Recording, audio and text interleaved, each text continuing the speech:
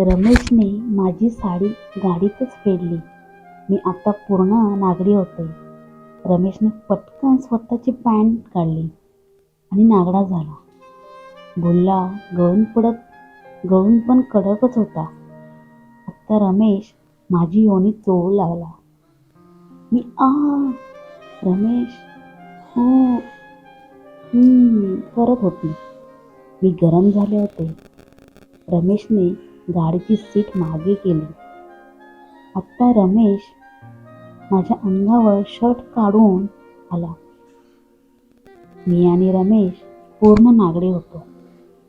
रमेशचा बुल्ला माझ्या योनीवर घासत होता. रमेश माझ्यावर झोपून मला किस करत बुक्स दाबत होता. मी त्याला योनी चाटायला सांगितले. तसं जोरात माझ्या योनीवर बुल्ला घासून रमेश उठला. आता मी माझ्या मांड्या फाकवल्या तशी माझी गुळगुळीत मांसल चिकट योनी रमेश समोर होती. एक बोट आत घालून रमेशने माझ्या योनीचे छिद्र उघडले आणि हळूच तशी माझी गुळगुळीत मांसल चिकट योनी रमेश समोर होती. एक बोट आत घालून रमेशने माझ्या योनीचे छिद्र उघडले आणि हळूच योनीला तोंड लावले.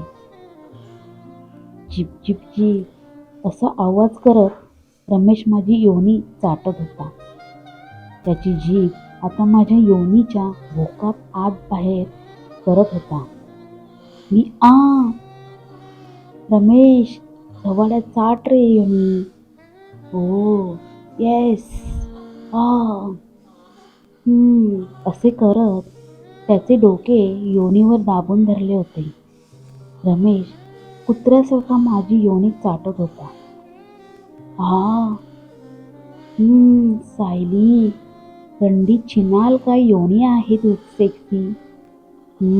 असे बोलत योनी तोंडाने झळू लागला. शेवटी माझा अतिरेक होऊन मी रमेशच्या तोंडात झडली आणि मागे सीटवर थकून पडली. आता परत रमेशने माझे पाय फाकवले आणि माझ्या योनीवर बुल्ला घुसवू लागला. मी वेदनेने ओरडत होती कारण रमेशचा बुल्ला जरा जास्त जाड होता. रमेशने एका झटक्यात माझ्या योनीत बुल्ला टाकला आणि मला झवायला सुरुवात केली. मी रमेश आई झवाड्या मादरच चोर झव रे खाज मिटाव या झवाड्या सायलीची.